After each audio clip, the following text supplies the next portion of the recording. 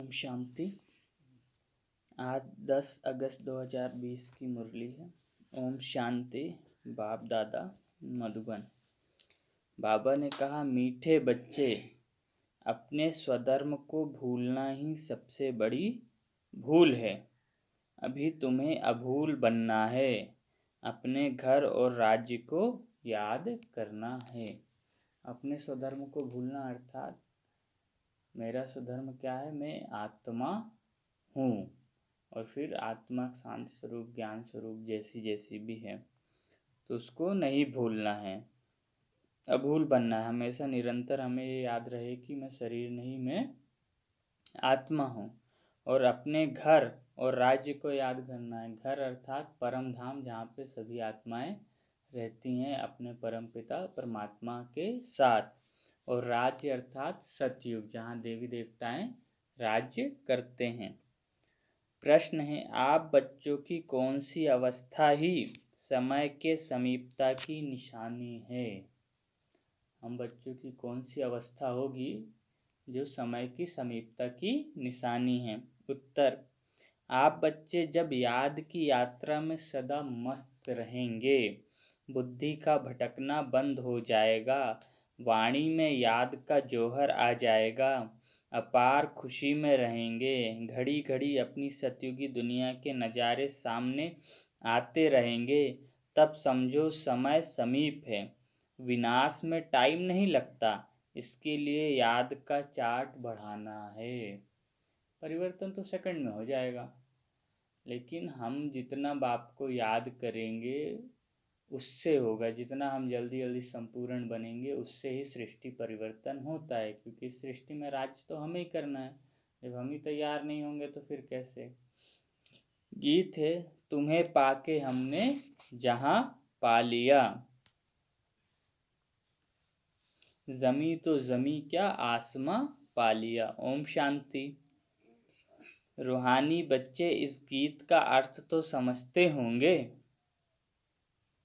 तुम्हें पाके हमने जहाँ पा लिया, इसका अर्थ हम लोग तो समझते हैं ना। रूहानी बच्चे इस गीत का अर्थ तो समझते होंगे। अब बेहद के बाप को तो पा लिया है। बेहद के बाप से स्वर्ग का वर्षा मिलता है, जिस वर्षे को कोई भी छीन नहीं सकता। वर्षे का नशा तब चला जाता है जब रावण राज्य शुरू होता है, अर्थात द्वापर युग से। यह भी ड्रामा बना हुआ है।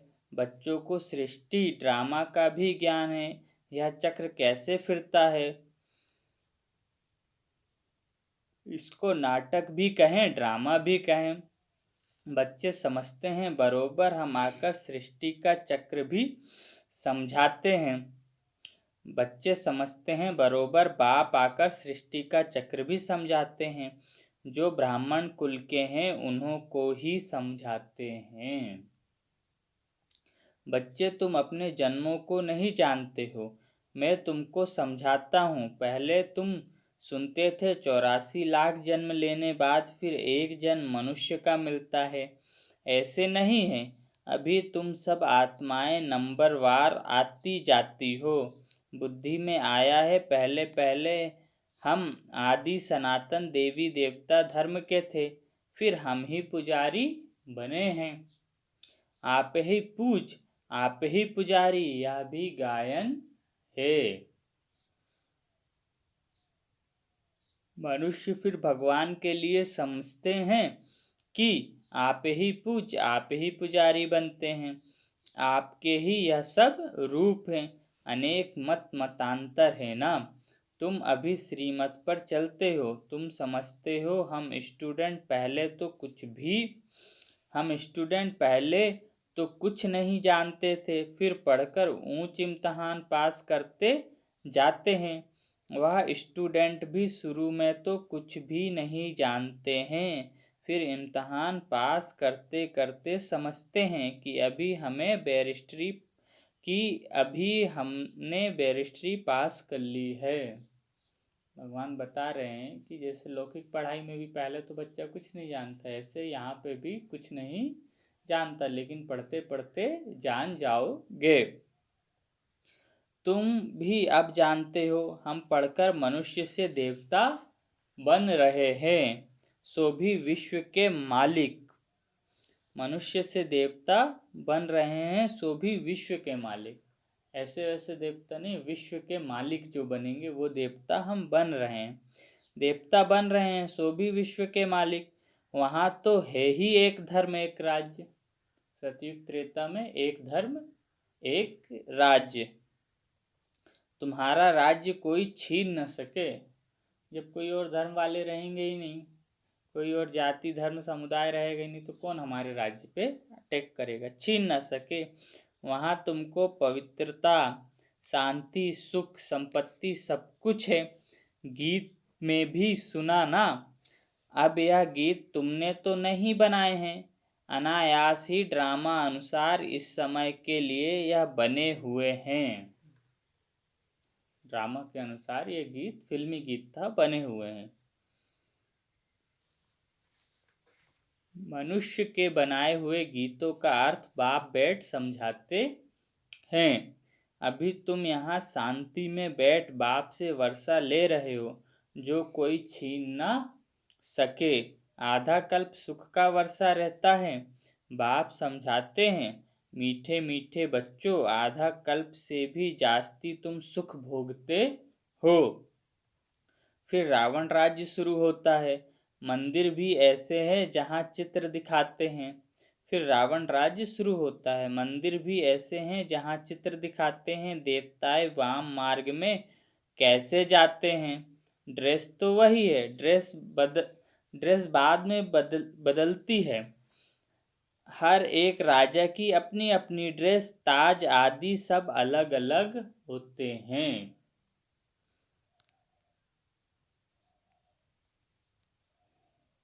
अब बच्चे जानते हैं हम शिव बाबा से ब्रह्मा द्वारा वर्षा ले रहे हैं। हमें ब्रह्मा द्वारा वर्षा मिलता है, लेकिन शिव बाबा देते हैं ब्रह्मा तन में आके। अब बच्चे जानते हैं हम शिव बाबा से ब्रह्मा द्वारा वर्षा ले रहे हैं। बाप तो बच्चे बच्चे ही कहते हैं। शिव बाबा हमको बच्चे बच्चे ही कहते हैं। बच्चे, तुम अपने जन्मों को नहीं जानते हो। सुनती तो आत्मा है ना। सुनने वाला कौन है? आत्मा। इस शरीर के कानों द्वारा सुनती है। हम आत्मा है ना कि शरीर। हमें ये पाठ बहुत पक्का करना है कि हम आत्मा हैं, और इसके लिए अभ्यास यही है कि हम चलते फिरते खुद को अंदर एक धुन लगा के रखें, मैं आत्मा हूँ, मैं आत्मा हूँ, मैं आत्मा हूँ, और मैं यहाँ भ्रुकुटी तख्त पे विराजमान हूँ, मैं आत्मा हूँ, मैं आत्मा हूँ, मैं आत्मा हूँ। ऐसा निरंतर करते करते जब आपकी आत्मिक अवस्था बनेगी हमारी, तो हम भगवान को स्वतः ही याद करने लगेंगे, निरंतर याद में भगवान की रहने लगेंगे। क्योंकि आत्मा को ही परमात्मा को याद करना है। तो जब तक हम अपनी आत्मिक स्थिति में स्थित नहीं होंगे, हम परमात्मा को याद नहीं कर सकते। इसलिए जो हमारा पहला पाठ है इस शिक्षा का कि हम शरीर नहीं हम आत्मा, उस पाठ को बहुत अच्छे से पक्का करना है। वही हमें सभी दुखों से मुक्ति दिलाएगा और सुख, शांति, प्रेम, आनंद हमारे अंदर पैदा करेगा।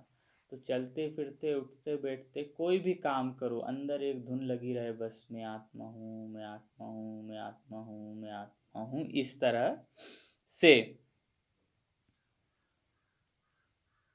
हम आत्मा है ना कि शरीर।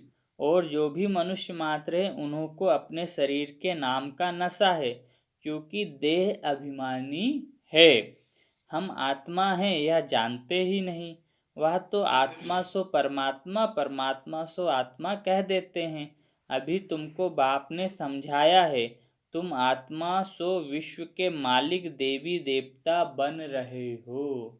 हम आत्मा ही विश्व के मालिक देवी देवता बनेंगे। जब वहाँ जाएंगे तो नया शरीर होगा, पवित्र शरीर होगा। यह ज्ञान अभी है। हम सो देवता फिर क्षत्रिय घराने में जाएंगे। जब सतयुग में होंगे तो देवी देवता होंगे, जब त्रेता युग में जाएंगे तो क्षत्रिय कहलाएंगे। 84 जन्मों का हिसाब भी चाहिए ना। सब तो 84 जन्म नहीं लेंगे, सब इकट्ठे थोड़े ही आ जाते हैं। तुम जानते हो कौन से धर्म कैसे आते रहते हैं। हिस्ट्री पुरानी फिर नई होती है, अभी यह है ही पतित दुनिया, वह है पावन दुनिया। फिर दूसरे दूसरे धर्म आते हैं, यहाँ कर्म क्षेत्र पर यह एक ही नाटक चलता है। यहाँ कर्म क्षेत्र है, ये सृष्टि जो है कर्म क्षेत्र है, यहाँ पे यही नाटक चलता है। पतित से पावन, पावन से पतित, और अलग अलग धर्म अपने अपने समय पर आते हैं। मुख्य है 4 धर्म: आदि सनातन देवी देवता धर्म, इस्लामी धर्म, बौद्धी धर्म और क्रिश्चियन धर्म। मुख्य ये 4 ही धर्म हैं। मुख्य है 4 धर्म। इस संगम पर बाप आकर ब्राह्मण संप्रदाय स्थापन करते हैं, विराट रूप का चित्र बनाते हैं, परंतु उसमें यह भूल है। क्या है? भक्ति मार्ग में जो विराट रूप का चित्र है उसमें शिव बाबा को भी नहीं दिखाया और ब्राह्मण चोटियों को भी नहीं दिखाया। देवता, क्षत्रिय, वैश्य और शूद्र, बस इन 4 लोगों को दिखाया है। ब्राह्मण चोटी और शिव बाबा को नहीं दिखाया है भक्ति मार्ग के चित्र में। विराट रूप का चित्र बनाते हैं, परंतु उसमें यह भूल है। बाप आकर सब बातें समझाए अभूल बनाते हैं। बाप तो ना कभी शरीर में आते हैं ना भूल करते हैं। भगवान गर्भ में जन्म लेता ही नहीं है, तो वो कोई भूल कर ही नहीं सकता, क्योंकि गर्भ में जो आत्मा रहती है उसको अपना पिछला जन्म याद रहता है। गर्भ से बाहर आती है, एक आध बरस याद रहता है, जैसे ही बोलना शुरू होती है, नए संबंधों में आती है, वो पुराना अपना सब भूल जाती है। तो भगवान के साथ तो ऐसा है नहीं, क्योंकि वो तो गर्भ में आते ही नहीं। बाप तो ना कभी शरीर में आते हैं ना भूल करते हैं। वह तो थोड़े समय के लिए तुम बच्चों को सुखधाम का और अपने घर का रास्ता बताने के लिए इनके रथ में आते हैं। रथ अर्थात शरीर, ब्रह्मा बाबा का रथ अर्थात ब्रह्मा बाबा के शरीर में आते हैं। ना सिर्फ रास्ता बताते हैं परंतु लाइफ भी बनाते हैं। रास्ता ही नहीं बताते, हमारा पूरा जीवन बना देते हैं। अगर हम भगवान को बहुत अच्छे से याद करें तो हम पूरे 84 जन्म सुखी रह सकते हैं। और सिर्फ इस एक जन्म में, और इस एक जन्म में भी जितने हमारे जीवन के अब साल बचे हैं भगवान के बनने के बाद, 10 साल, 15 साल, 20 साल, इतना ही, न सिर्फ रास्ता बताते हैं परंतु लाइफ भी बनाते हैं। कल्प कल्प तुम घर जाते हो, फिर सुख का पाठ भी बजाते हो। बच्चों को भूल गया है हम आत्मा का स्वधर्म है ही शांति। हमारा खुद का निज स्वधर्म शांति है। इस दुख की दुनिया में शांति कैसे होगी? इन सब बातों को तुम समझ गए हो, तुम सबको समझाते भी हो। आहिस्ते आहिस्ते सब आते जाएंगे। विलायत वालों को भी मालूम पड़ेगा यह सृष्टि चक्र कैसे फिरता है, इनकी आयु कितनी है। फॉरेनर्स भी तुम्हारे पास आएंगे, वह बच्चे वहाँ जाकर सृष्टि चक्र का राज समझाएंगे। विदेशी या तो भारत में आके हमारे पास समझेंगे, या हम विदेश में जाके उनको समझाएंगे। वह समझते हैं कि क्राइस्ट गॉड के पास जाए पहुंचा, क्राइस्ट को गॉड का बच्चा समझते हैं। कई फिर यह समझते हैं कि क्राइस्ट भी पुनर्जन्म लेते लेते अभी बेगर है, जैसे तुम भी बेगर हो ना। बेगर अर्थात तमो प्रधान, बेगर है। समझते हैं क्राइस्ट भी यहाँ है, फिर कब आएगा यह नहीं जानते। तुम समझा सकते हो, तुम्हारा धर्म स्थापक फिर अपने समय पर धर्म स्थापन करने आएगा, उनको गुरु नहीं कह सकते। जो धर्म स्थापक है वो धर्म स्थापन करते हैं। जैसे बुद्ध आया तो उसने बौद्ध धर्म की स्थापना की, क्राइस्ट आया तो क्रिश्चियन धर्म की, इब्राहिम आया तो इस्लाम धर्म की, मोहम्मद आया तो मुस्लिम धर्म की, मुस्लिम धर्म की स्थापना की। तुम समझा सकते हो, तुम्हारा धर्म स्थापक फिर अपने समय पर धर्म स्थापन करने आएगा, उनको गुरु नहीं कह सकते। वह धर्म स्थापन करने आते हैं। सद्गति दाता सिर्फ एक है, वह जो भी धर्म स्थापन करने आते हैं वह सब पुनर्जन्म लेते लेते अभी आकर तमो प्रधान बने हैं। सदगति सिर्फ भगवान करते हैं, बाकी जो धर्म स्थापक करने वाले हैं वो धर्म स्थापना करके जन्म लेते रहते हैं इसी सृष्टि पर और पतित बन जाते हैं। अंत में सारा झाड़ जड़ जड़ीभूत अवस्था को पा लिया है। अंत हो गया है, अभी सृष्टि अंत में है। जड़ जड़ीभूत मतलब बिल्कुल किसी काम का नहीं बचा, ताकत नहीं बची है, किसी भी धर्म में कोई ताकत नहीं बची है। और मुख्य देवी देवता धर्म का तो पता ही नहीं है। अंत में सारा झाड़ जड़ जड़ीभूत अवस्था को पा लिया है। अभी तुम जानते हो सारा झाड़ खड़ा है, सारा मनुष्य सृष्टि का झाड़ खड़ा है, बाकी देवी देवता धर्म का फाउंडेशन है नहीं। देवी देवता धर्म का किसी को पता ही नहीं है, जिस पर पूरे सृष्टि का झाड़ खड़ा है। बड़ का मिसाल, बड़ का मतलब बरगद के पेड़ का मिसाल है। बरगद के पेड़ का जंगल है कोलकाता में, जहाँ मुख्य पेड़ कौन सा है ये पता नहीं है, क्योंकि उसकी जड़ जमीन में छूती जाती है, पेड़ खत्म हो नया पेड़ बनता जाता है। पुराना सबसे पुराना पेड़ कौन सा है जिससे वो जंगल बना है वो किसी को पता नहीं है। 3 एकड़ जमीन में फैला है। अब वो जो भी है मुझे पूरी जानकारी नहीं है, वो ऐसा ही है, लेकिन वो उसका मुख्य एक पेड़ है 3 एकड़ जमीन में फैला है। यह बातें बाप ही बच्चों को बैठ समझाते हैं। तुम बच्चों को तो बहुत खुशी होनी चाहिए, तुम बच्चों को तो बहुत खुशी होनी चाहिए। तुमको मालूम पड़ा है हम सो देवी देवता थे, फिर अब बनते हैं। हमें ये पता चल गया है हम देवी देवता थे, अब हम फिर देवी देवता बनने के लिए ही पढ़ रहे हैं। अच्छे से पढ़ेंगे, ऊंच पद पाएंगे, बहुत सुख में रहेंगे। और अच्छे से नहीं पढ़ेंगे, लास्ट में जब रिजल्ट आएगा तो पश्चाताप होगा। भगवान ने बहुत कहा कि मुझे याद करो और कोई काम नहीं है, मुझे याद करते हुए सर्व काम करो, मेरी शिक्षाओं को जीवन में धारण करो। अगर हम वो भी नहीं कर सके तो फिर हम क्या करेंगे। तुम बच्चों को तो बहुत खुशी होनी चाहिए, तुमको मालूम पड़ा है हम सो देवी देवता थे, फिर अब बनते हैं। यहाँ तुम आते ही हो सत्यनारायण की कथा सुनने, जिससे नर से नारायण बनेंगे। ये सत्यनारायण की सच्ची कथा है कि सत्यनारायण जो हैं वो कैसे नारायण बने। ब्रह्मा बाबा ने भी इसी संगम युग पे भगवान की शिक्षाओं को धारण किया, उनको निरंतर याद किया, उनके सेवा की, उनकी शिक्षाओं को ग्रहण किया और वो नर से नारायण बन गए। वो अब सतयुग में पहले कृष्ण बनेंगे, फिर जब स्वयंवर होगा तो नारायण हो जाएंगे।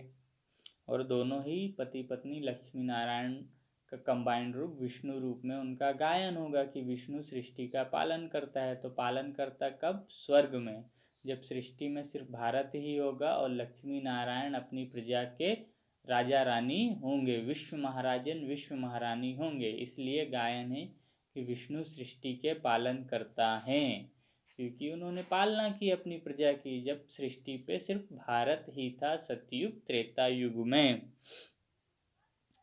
यहाँ तुम आते ही हो सत्यनारायण की कथा सुनने, जिससे नर से नारायण बनेंगे। नारायण बनेंगे तो जरूर लक्ष्मी भी होगी, लक्ष्मी नारायण होंगे तो जरूर उनकी राजधानी भी होगी ना। अकेले लक्ष्मी नारायण तो नहीं बनेंगे, लक्ष्मी बनने की अलग कथा थोड़ी ही है। लक्ष्मी की कोई अलग कथा थोड़ी है, सत्यनारायण की जो कथा बोलते हैं उसी से लक्ष्मी भी बनती है, उसी कथा से नारायण भी बनते हैं। लक्ष्मी नारायण होंगे तो जरूर उनकी राजधानी भी होगी ना। अकेले लक्ष्मी नारायण तो नहीं बनेंगे, लक्ष्मी बनने की अलग कथा थोड़े ही है। नारायण के साथ लक्ष्मी भी बनती है, लक्ष्मी भी कभी नारायण बनती है, नारायण फिर कभी लक्ष्मी बनते हैं। ये बहुत रहस्य वाली बात है कि नारायण के साथ लक्ष्मी भी होती है और लक्ष्मी कभी नारायण बनती है, नारायण कभी लक्ष्मी बनता है। इसका अर्थ ये है जो हमारा विष्णु चतुर्भुज दिखाया जाता है वो इसका स्वरूप है कि हर आत्मा कभी स्त्री का शरीर लेती है, कभी पुरुष का शरीर लेती है, इसलिए विष्णु चतुर्भुज दिखाया गया है कि ये लक्ष्मी नारायण का कंबाइंड स्वरूप है। अब जब स्वर्ग में वही आत्मा नारायण बनेगी तो वो अपने कुछ जन्म के बाद वही आत्मा लक्ष्मी बन जाती है। इसलिए विष्णु चतुर्भुज लक्ष्मी नारायण का कंबाइंड स्वरूप है। ऐसे ऐसे कि नहीं लक्ष्मी नारायण एक हो गए, नहीं, वही आत्मा कुछ जन्म नारायण है और कुछ जन्म में लक्ष्मी हो जाएगी। जैसे अष्ट रतन गाए गए हैं कि अष्ट रतन होते हैं, अष्ट देवी देवता हैं। तो अष्ट ऐसे हैं कि 8 नारायण और 8 लक्ष्मी बनते हैं। तो कैसे बनते हैं? जो नारायण है पहले 4 गद्दी नारायण, क्योंकि सतयुग में 8 गद्दियाँ चलती, नारायण पहला, नारायण दूसरा, नारायण तीसरा, नारायण चौथा, ऐसे करके नारायण 8। तो जो पहले लक्ष्मी नारायण है, जो नारायण है वो पहले जन्म में नारायण, दूसरे लक्ष्मी है वो पहले जन्म में लक्ष्मी, फिर दूसरा नारायण, तीसरा और चौथा। तो 2-2 के जोड़े के हिसाब से 4 जोड़े होते हैं। यही अष्टरतन 4 जन्म के बाद पलटी हो जाते हैं। जो पहले नारायण था अब वो लक्ष्मी बन जाएगा और जो लक्ष्मी था वो नारायण बन जाएगा। इसलिए विष्णु स्वरूप दिखाया। और विष्णु स्वरूप सिर्फ लक्ष्मी नारायण का नहीं है, हम सब मनुष्य आत्माएं ही विष्णु स्वरूप में हैं। क्योंकि अभी हम पुरुष हैं, अगले जन्म में हम नारी भी हो सकते हैं।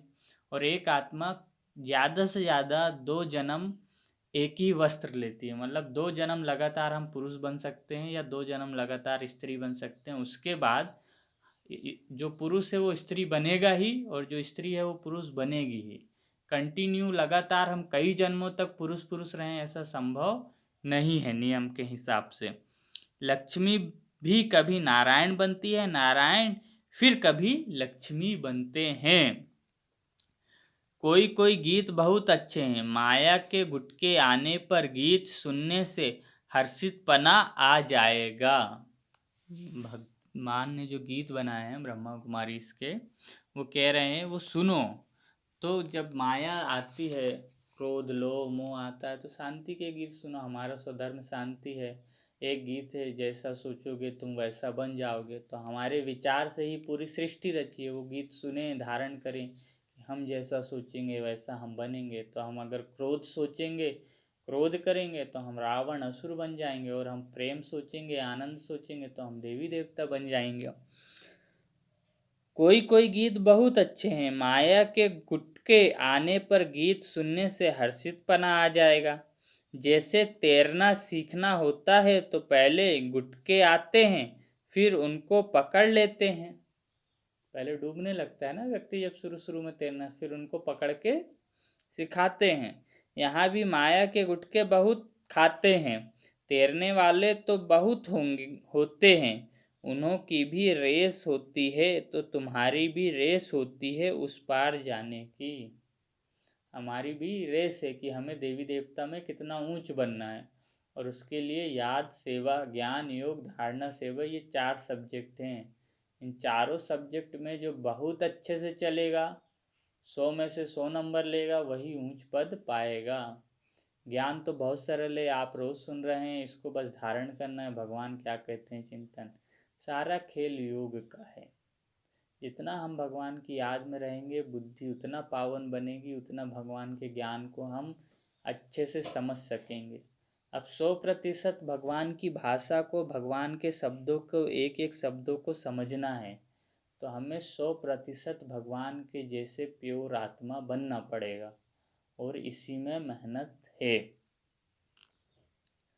यहाँ भी माया के गुटके बहुत खाते हैं, तैरने वाले तो बहुत होते हैं। उन्हों की भी रेस होती है तो तुम्हारी भी रेस होती है उस पार जाने की। मामेकम याद करना है, मन को मुझ में लगा के याद करना है। मामेकम याद करना है, याद नहीं करते तो गुटका खाते हैं। बाप कहते हैं याद की यात्रा से ही बेड़ा पार होगा।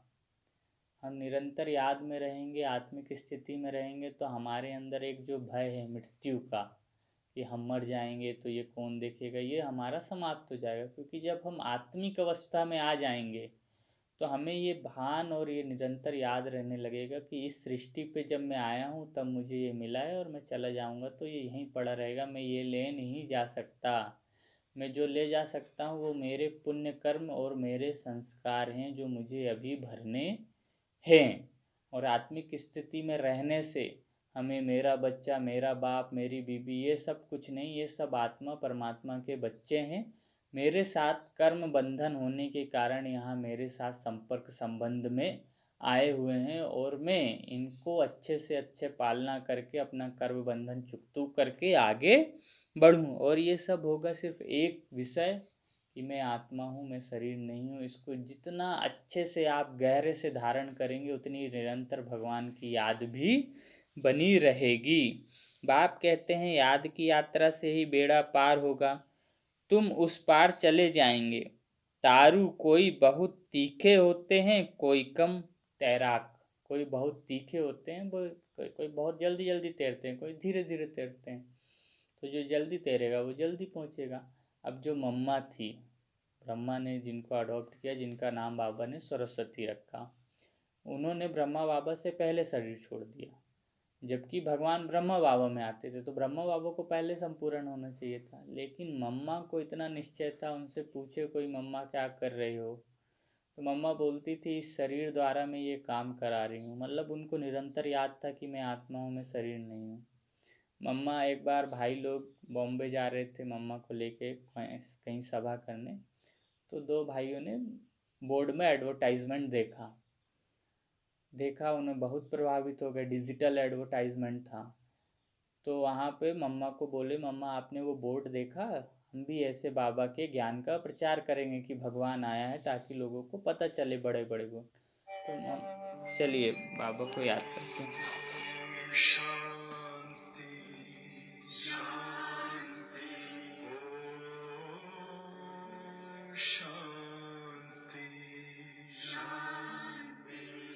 अंतर मन में ज्योति जगा लो, होगा दूर अंधेरा।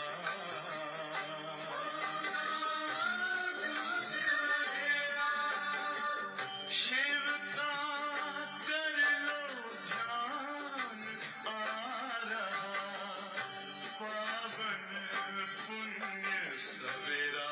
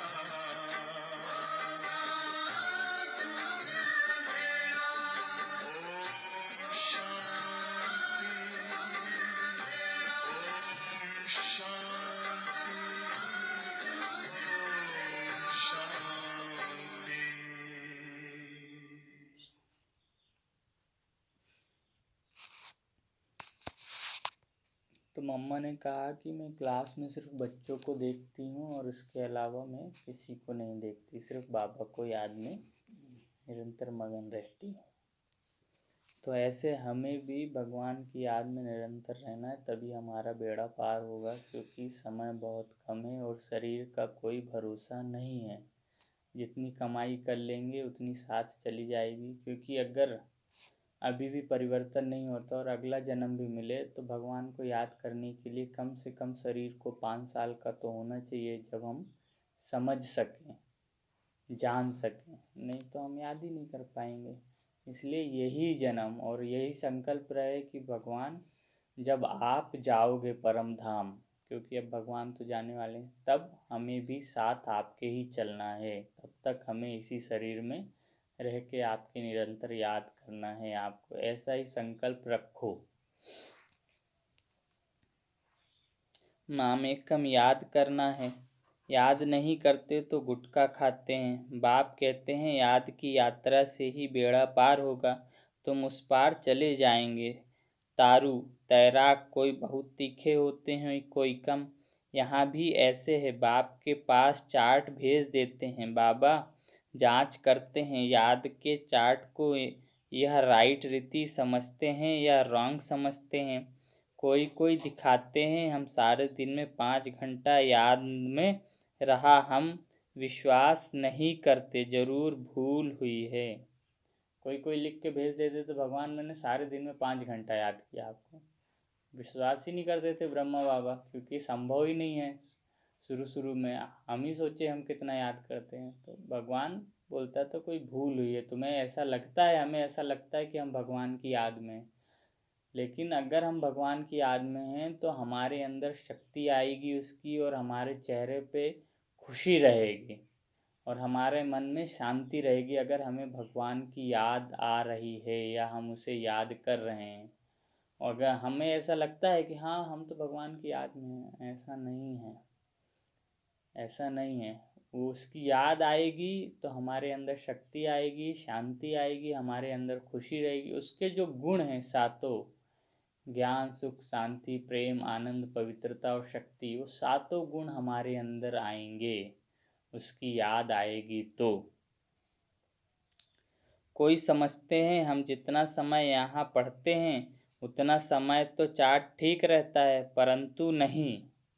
जैसे अभी भी हम यहाँ पढ़ रहे हैं तो कई लोग सोचते थे हम भगवान के सामने मुरली पढ़ रहे हैं, सुन रहे हैं तो ठीक है, लेकिन ऐसा नहीं है, क्योंकि इसमें भी तो बुद्धि बाहर जाती है, बच्चों में जाएगी, घर में जाएगी, उससे वो काम है, उससे हम मतलब 1 घंटा भगवान से पढ़ने बैठे हैं, वहाँ भी हमारी बुद्धि निरंतर पढ़ाई में नहीं रहती।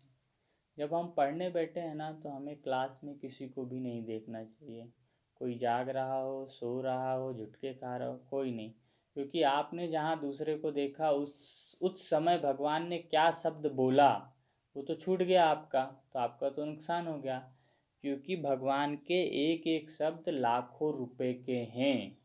तो एक दिन में हम कितनी कमाई करते हैं, तो वो हम गवा देते हैं दूसरे को देखने के लिए। नहीं देखना है, जिसका भाग्य जैसा है वो उतना ही लेगा, हम किसी को दिला नहीं सकते। जैसे किसी का पेट भरा हो तो ज़बरदस्ती खाना नहीं खाएगा, और भूख लगी भी हो हम दे उसको, खाने का मन है तो वो नहीं खाएगा। ऐसे ये ज्ञान है, जिसके भाग्य में जितना है अपनी स्वेच्छा से लेना है, कोई ज़बरदस्ती दिला नहीं सकता। कोई समझते हैं हम जितने समय यहाँ पढ़ते हैं उतना समय तो चार्ट ठीक रहता है, परंतु नहीं, बहुत है यहाँ बैठे हुए भी, सुनते हुए भी बुद्धि बाहर में कहाँ कहाँ चली जाती है, पूरा सुनते भी नहीं हैं। भक्ति मार्ग में ऐसे ऐसे होता है, सन्यासी लोग कथा सुनाते हैं, फिर बीच बीच में पूछते हैं हमने क्या सुनाया, देखते हैं या तवाई हो बैठा है तो पूछते हैं, फिर बता नहीं सकते, मतलब बुद्धि बाहर हुई बैठी हुई, तो पूछते हैं फिर बता नहीं सकते, बुद्धि कहाँ ना कहाँ चली जाती है, एक अक्षर भी नहीं सुनते। हमें लग तो रहा है हम यहाँ बैठे हैं, हम यहाँ सुन रहे हैं, लेकिन हमारी बुद्धि बाहर है तो कुछ भी दिमाग में बैठेगा नहीं। हमें भले लगे कि हमने तो पूरी मुरली सुनी, लेकिन कोई पूछे क्या सुने, हम कहेंगे कुछ याद ही नहीं है। याद इसलिए नहीं है क्योंकि बुद्धि यहाँ नहीं थी, ऐसा संभव नहीं है।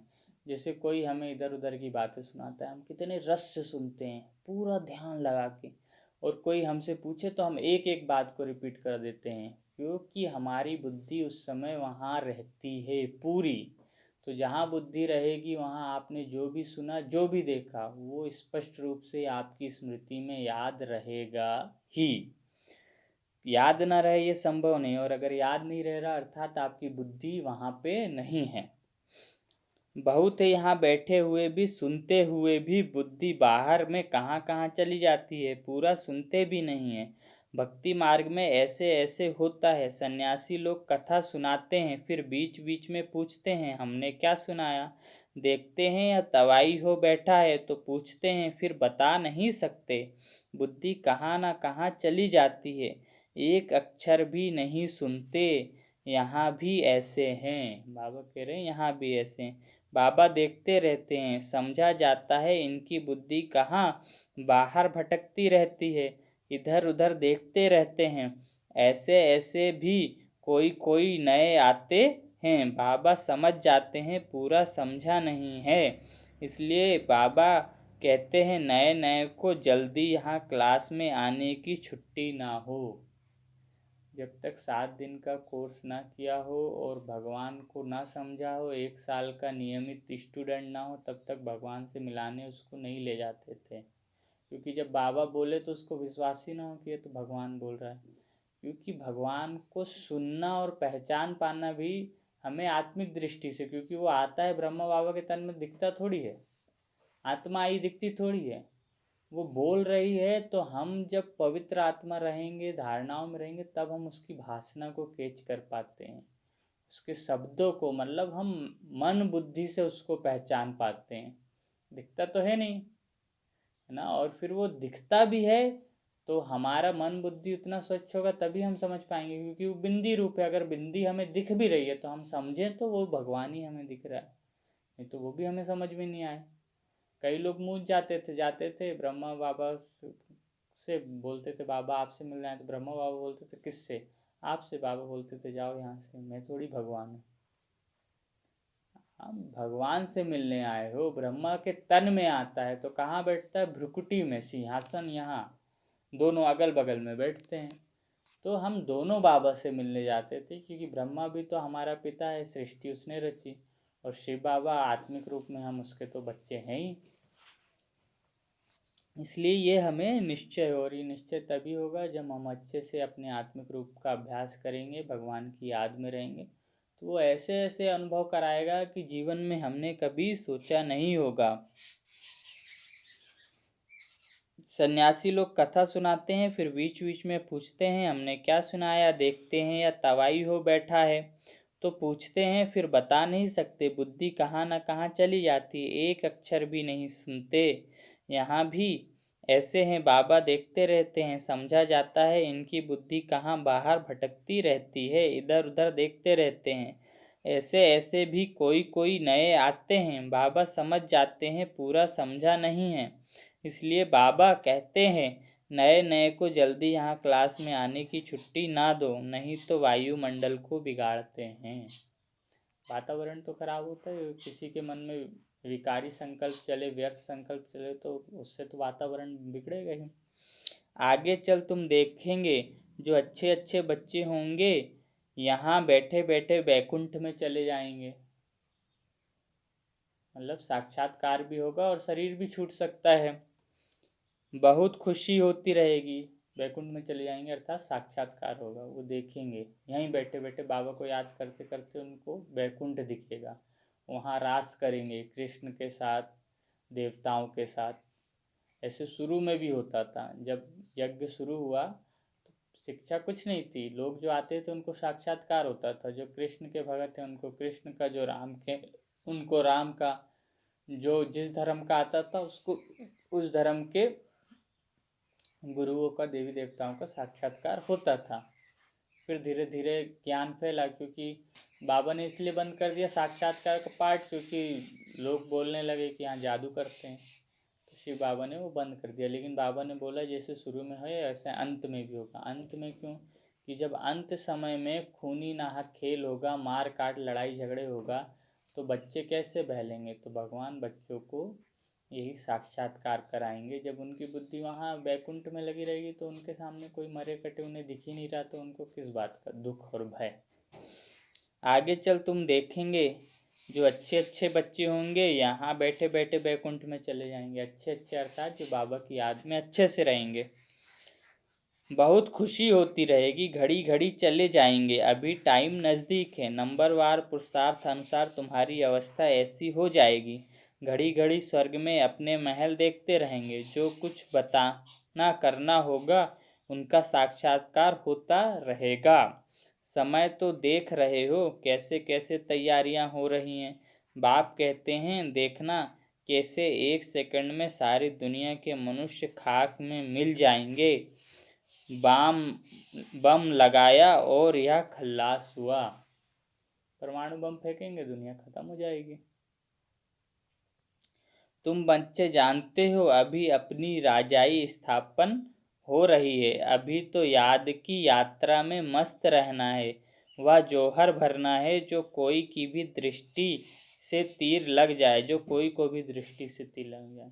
इतनी हमारे अंदर भगवान की याद होना चाहिए, पवित्रता का बल, कि हम उनको आँखों से देख के भगवान का साक्षात्कार करा सकें।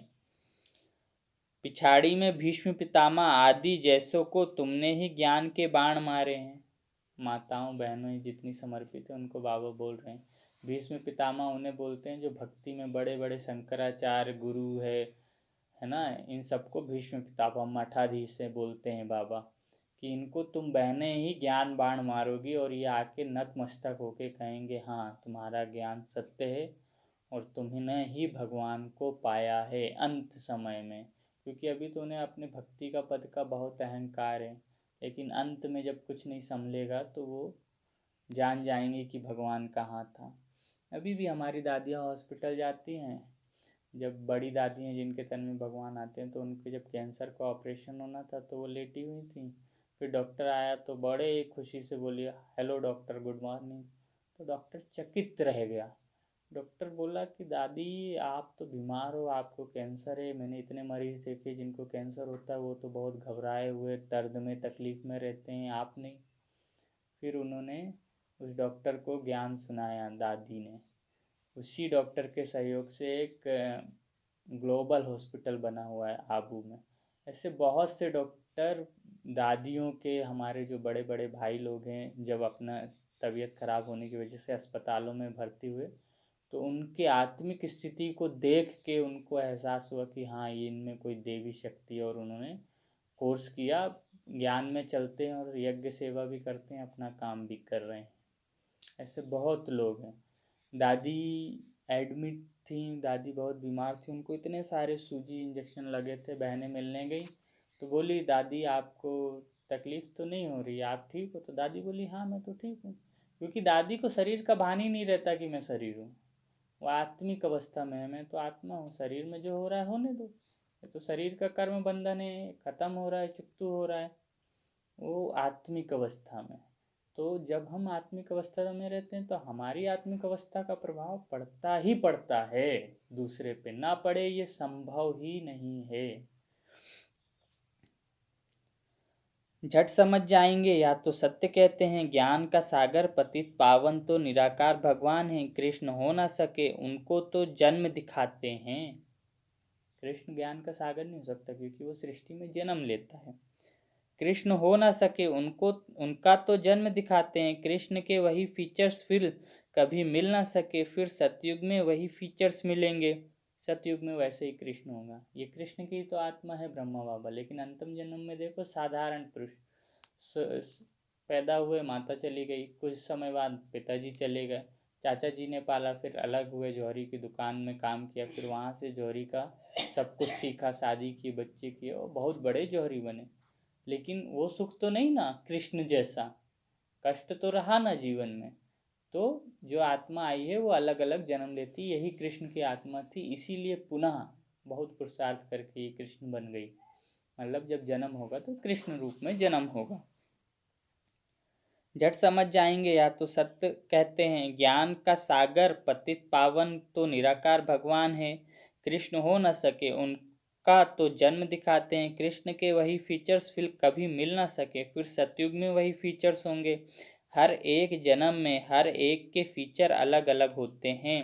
यह ड्रामा का पार्ट ऐसे बना हुआ है, हर जन्म में हम आत्मा के अलग अलग शरीर, अलग अलग नाम, अलग अलग रूप होते हैं। वहाँ तो नेचुरल ब्यूटीफुल फीचर्स होते हैं, वहाँ सतयुग में बहुत सुंदर शरीर और बहुत सुंदर संस्कार हमारे होते हैं। नेचुरल, कोई सिखाता नहीं है, वो होते ही हैं, क्योंकि हम यहाँ से सीख के जाते हैं। अब तो दिन प्रतिदिन तन भी तमो प्रधान होते जाते हैं, पहले पहले सतो प्रधान, फिर सतो रजो तमो होते जाते हैं। यहाँ तो देखो कैसे कैसे बच्चे जन्म लेते हैं, यहाँ तो देखो कैसे कैसे बच्चे जन्म लेते हैं। लंगड़ा लूड़ा काना बहरा, किसी के दिल में छेद है, किसी की किडनी नहीं है, लीवर में प्रॉब्लम है ना। यहाँ तो देखो कैसे कैसे बच्चे जन्म लेते हैं, कोई की टांग नहीं चलती, कोई जामड़े होते हैं, क्या क्या हो जाता है। सतयुग में ऐसे थोड़े ही होता है, वहाँ देवताओं की दाढ़ी आदि भी नहीं होती है। सतयुग में देवताओं की दाढ़ी आदि भी नहीं होती है, क्लीन सेव होती है। नैन चैन से मालूम पड़ता है यह मेल है या फीमेल है। आंखों से, चेहरे से पता चलेगा ये नार है ये नारी है। दोनों एक ही जैसे होंगे, दाढ़ी मूंछ कहीं नहीं होगी, बाल शरीर में कहीं नहीं होगा सर के बाल के अलावा। हमारा जो लक्ष्मी नारायण का फोटो है उसमें देखो, लक्ष्मी और नारायण दोनों के चेहरे एक ही जैसे हैं, कोई फर्क नहीं है। उनके पहनावे से और थोड़े से उनके नैन चैन से पता चलता है। आगे चल तुमको बहुत साक्षात्कार होते रहेंगे, अभी अंत में हमें बहुत साक्षात्कार होंगे, हम क्या बनने वाले हैं, कैसी दुनिया होगी, है ना। और जब साक्षात्कार का पाठ शुरू हो जाएगा उस समय हमारे पुरुषार्थ का समय खत्म हो जाएगा। तो जब तक साक्षात्कार नहीं हो रहा, हम भगवान को जितना याद कर लें उतनी हमारी कमाई है। आगे चल तुमको बहुत साक्षात्कार होते रहेंगे, तुम बच्चों को कितनी खुशी होनी चाहिए। बाबा कल्प कल्प आकर हमको राजयोग सिखलाए, मनुष्य से देवता बनाते हैं। यह भी तुम बच्चे जानते हो कि और जो भी धर्म वाले हैं सब अपने अपने सेक्शन में चले जाएंगे। जो भी धर्म वाली आत्माएं वो ऊपर जाके बैठ जाएंगी अपनी अपनी जगह पे।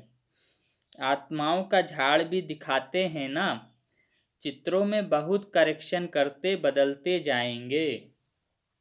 जैसे बाबा सूक्ष्म वतन के लिए समझाते हैं, संशय बुद्धि तो कहेंगे यह क्या, आगे यह कहते थे अभी यह कहते हैं। लक्ष्मी नारायण के दो रूपों को मिलाकर विष्णु कहते हैं, बाकी चार भुजा वाला मनुष्य थोड़े ही होता है ना, क्योंकि करेक्शन होती जाएगी। अर्थात जब शुरू में भगवान आए तो उन्होंने कहा मैं ज्योति रूप में मुझे याद करो, शिव बाबा ही ने कहा। फिर उन्होंने जब बहुत समय हो गया बच्चों को ज्ञान में चलते, तो एक दिन अपना साक्षात्कार सत्य स्वरूप बताया कि मैं बिंदु स्वरूप हूँ। तो बच्चों ने कहा बाबा आप तो ज्योति स्वरूप बोलते थे। बाबा ने कहा बच्चे मैं अगर शुरू में ही बता देता मैं बिंदु स्वरूप हूँ तो तुम मुझे याद कैसे करते। तुम्हारी बुद्धि आज तक शरीर में लटकी रही, शरीर से निकाल के उन्होंने ज्योति में लगाया, क्योंकि भक्ति में ज्योति सुना है। फिर ज्योति बिंदी है, चिंगारी से ही आग पैदा होती है ना, तो सत्य स्वरूप बिंदी है, तो फिर बिंदी बताया बाबा ने। इसलिए हमारा जो वो लैंप रहता है उसके बीच में बिंदी, पहले वो जो लैंप रहता था उसमें बिंदी नहीं होती थी। तो बच्चों ने बोला बाबा वो फेंक दे, बाबा ने नहीं, उसमें एक छेद कर दो, बिंदी है बाबा बस। तो इसलिए करेक्शन होती जाती है। तो संशय आ सकता है कि पहले ये बोला वो बोला, लेकिन ऐसा नहीं है।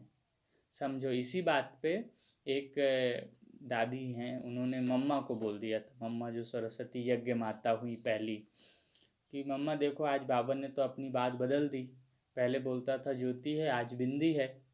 तो मम्मा नाराज़ हो गई, क्योंकि मम्मा बाबा की किसी भी बात को कोई गलत बोले ग्लानि करे ये सुन नहीं सकती थी, क्योंकि वो भगवान है, उसके लिए आप कैसे बोल सकते हो कि वो गलत है। वो सब जानता है कि आप जानते हो। तो मम्मा ने कहा कि बाबा ने पहले बताया था ज्योति का साइज़ कितना बड़ा है।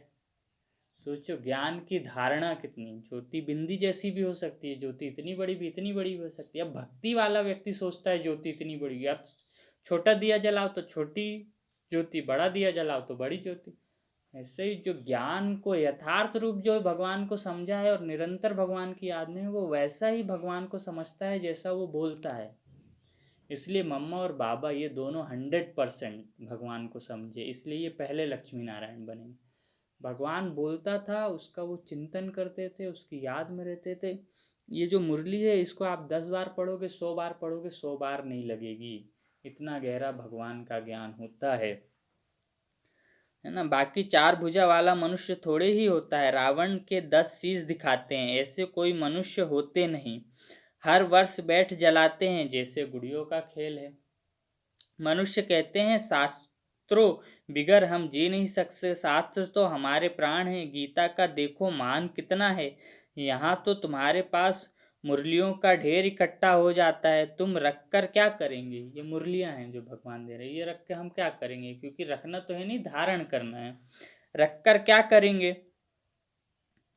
दिन प्रतिदिन तुम नई नई पॉइंट सुनते रहते हो। हाँ, पॉइंट्स नोट करना अच्छा है। जैसे आज बताया, 4 भुजा वाला मनुष्य नहीं होता, लक्ष्मी नारायण के स्वरूप को 4 भुजा कहते हैं। तो ये हमें लिख लेना चाहिए, ताकि हम उसको 2-3 बार पढ़े तो बैठ जाए बुद्धि में। जैसे बताया वही, कभी नारायण लक्ष्मी बनता है, लक्ष्मी भी नारायण बन जाती है, मतलब वही आत्मा नर और नारी के शरीर में आती है। ये नई बात है, लिख लेनी चाहिए, है ना। इसलिए लिख रख के क्या करेंगे, पॉइंट्स। दिन प्रतिदिन तुम नई नई पॉइंट्स सुनते रहते हो। हाँ, पॉइंट्स नोट करना अच्छा है, भाषण करते समय रिहर्सल करेंगे या पॉइंट समझाएंगे। टॉपिक की लिस्ट होनी चाहिए। आज इस टॉपिक को समझाएंगे, रावण कौन है, राम कौन है, सच क्या है, वह हम आपको बताते हैं। इस समय रावण राज्य सारी दुनिया में है। राम कौन है, रावण कौन है, ये बताते हैं। रावण राज्य सारी दुनिया में, 5 विकार तो सब में हैं। बाप आकर फिर राम राज्य की स्थापना करते हैं। या हार और जीत का खेल है। हार कैसे होती है, 5 विकारों रूपी रावण से। जैसे हमारे अंदर विकार पैदा होते हैं, हम देवताई गुण हमारे खत्म हो जाते हैं, तो हम हार जाते हैं। आगे पवित्र गृहस्थ आश्रम था, सो अब पतित बन गए हैं, क्योंकि वहाँ योग बल से बच्चे पैदा होते थे, इसलिए पवित्र गृहस्थ आश्रम था। सो अब पतित बन गए हैं। लक्ष्मी नारायण सो फिर ब्रह्मा सरस्वती। बाप भी कहते हैं मैं इनके बहुत जन्मों के अंत में प्रवेश करता हूँ। तुम कहेंगे हम भी बहुत जन्मों के अंत में बाप से ज्ञान ले रहे हैं। यह सब बातें समझने की हैं।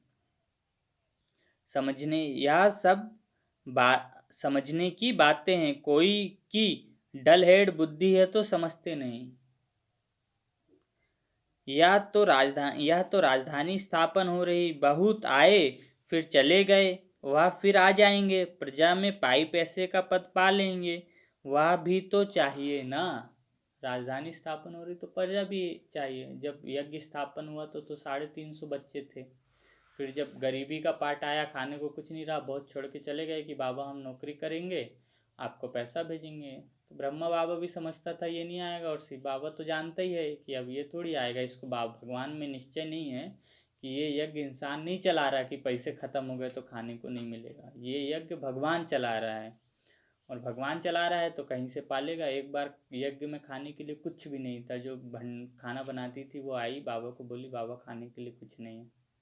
ब्रह्मा बाबा गए, शिव बाबा के सामने बैठ गए। बाबा बोले सब बच्चों को बोल दो इतने बजे खाना मिलेगा, और शिव बाबा के सामने बैठ गए, उनको याद करने लगे। एक आदमी आया, एक बोरा दाल और कुछ अनाज पहुंचा गया। फिर उसको बोला आप यहाँ क्यों लाए हो, ये तो गलत जगह। बोला नहीं, मुझे साक्षात्कार हुआ है कि मुझे यहाँ ले जाके इतना पहुँचाना है। पहुँचा गया। अब किसने कराया, भगवान ने, क्योंकि यज्ञ भगवान का है। वो अपने बच्चों को भूखा थोड़ी रखेगा। उसने कहा है मैं दाल रोटी खिलाऊंगा, भूखा नहीं रखूंगा, लेकिन उन्हीं को खिलाऊंगा दाल रोटी जो मुझे याद करेंगे, जिनको मुझ में निश्चय होगा। और जिनको निश्चय नहीं होगा उनको कुछ नहीं मिलेगा। जिनको नहीं था वो छोड़ के चले गए। और आज हमारी दादियाँ, जिनको निश्चय था, वो कितने हैं, पूरी दुनिया में उनका मान है। 140 देश में लोग उनको याद करते हैं, क्योंकि पूरी दुनिया में वो जाते हैं उनको देखने के लिए, उनसे मिलने के लिए। मिल के लोगों का जीवन परिवर्तित हो गया। तो ऐसा है, प्रजा में पाई पैसे का पद पा लेंगे, वह भी तो चाहिए ना। अच्छा, मीठे मीठे सिकी लधे बच्चों प्रति माता पिता बाप दादा का याद प्यार और गुड मॉर्निंग। रूहानी बाप की रूहानी बच्चों को नमस्ते। हम रूहानी बच्चों की रूहानी माता पिता मम्मा बाबा बाप दादा को याद प्यार गुड मॉर्निंग और नमस्ते। शुक्रिया बाबा शुक्रिया, आपका पद्मा पदम शुक्रिया। धारणा के लिए मुख्य सार। पहला, सदा इसी नशे में रहना है कि हम अभी यह पढ़ाई पूरी कर मनुष्य से देवता सो विश्व के मालिक बनेंगे। हमारे राज्य में पवित्रता सुख शांति सब कुछ होगा, उससे कोई छीन नहीं सकता। दूसरा, इस पार से उस पार जाने के लिए याद की यात्रा में अच्छा तैराक बनना है। माया के गुटके नहीं खाने हैं, अपनी जांच करनी है। याद के चार्ट को यथार्थ समझकर लिखना है। मतलब हम कितने समय भगवान को याद किए वो यथार्थ लिखना है ना। ऐसे नहीं कि सेंटर में सेवा कर रहे हैं तो हम भगवान को याद में आ गए, नहीं। खाना भगवान बोलता है मेरी याद में खाना बनाओ, मेरी याद में काम करो, लेकिन काम करते समय कितना मुझे याद था वो हमें लिखना है। अब 10 घंटे हमने खाना बनाया, 1 घंटे खाना बनाया, अब उसमें 5 ही मिनट भगवान याद रहा तो हम थोड़ी लिख देंगे कि 1 घंटे भगवान मैंने याद किया, 5 ही मिनट याद किया ना।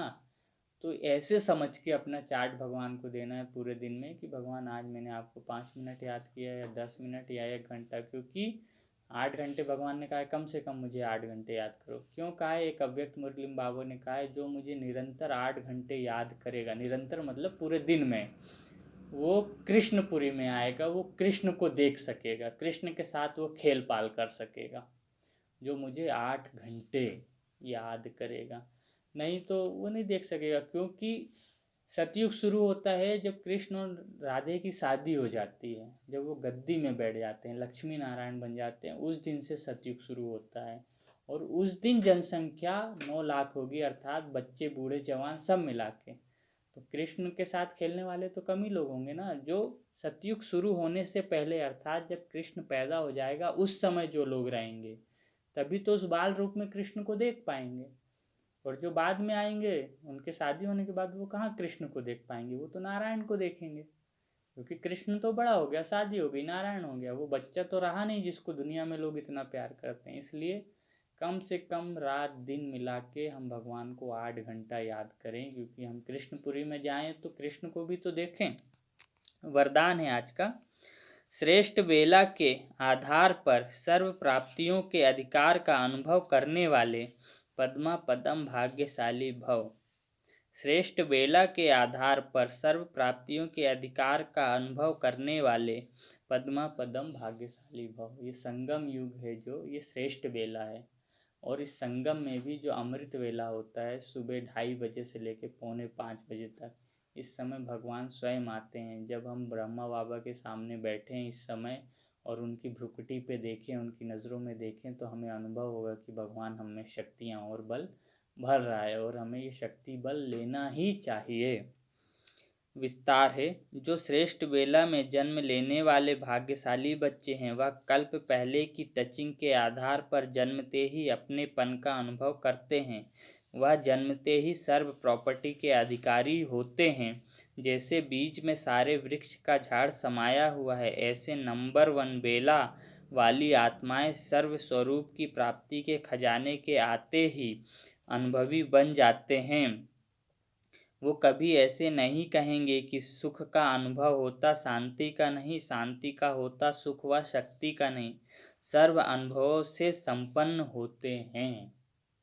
अमृत वेला करेंगे तो आपको सब महसूस होगा। और अगर हम कल्प पहले वाले बहुत ऊंच वाले हैं तो भगवान के बनने से ही हमें ये सुख शांति सब अनुभव होने लगता। स्लोगन। अपने प्रसन्नता की छाया से शीतलता का अनुभव कराने के लिए निर्मल और निर्माण बनो। अपनी प्रसन्नता की छाया से शीतलता का अनुभव कराने के लिए निर्मल और निर्माण बनो। निर्मल मतलब साफ मन, निर्माण भी ऐसा ही मतलब सीखने वाला बनो, मतलब कोई अहंकार नहीं, जो सुख। तभी हमारी प्रसन्नता से लोगों को छाया का अनुभव होगा, शीतलता की छाँव का अनुभव होगा। ओम शांति।